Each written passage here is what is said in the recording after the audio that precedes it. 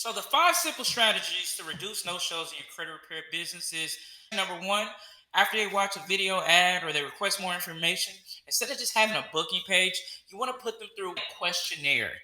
Get them involved, not just booking a call, but they're leaving more information before they hit the booking page. This simple strategy will reduce your no-shows. Number two, don't give them too many options. When you're letting them book a time with you or your team, don't give them 10 choices a day and then 30 days in advance. Instead of doing that, give them no more than 3 days. A confused mind always says no. You'll see you'll be getting more people booking appointment with you and your team. Number three, create a simple video just simply focusing on selling the call to come to the appointment.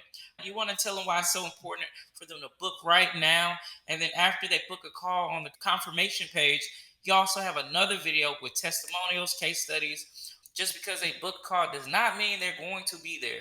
So make sure on the thank you page, have case studies so people can that you're getting a lot of results for your other customers. So strategy number four is very simple.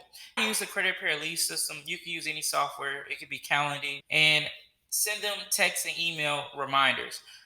People forget. People are busy. They be just doing shit. And you'll have more people showing up for the appointment.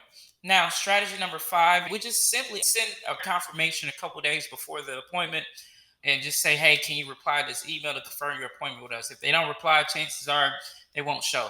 So that's another thing that you can do. This process is actually pretty simple. First thing is you tell them why they should book a call. Don't assume they know.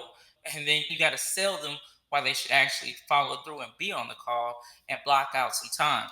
And then you got to hit them with reminders, text and email, and then also get them to reply and confirm that appointment.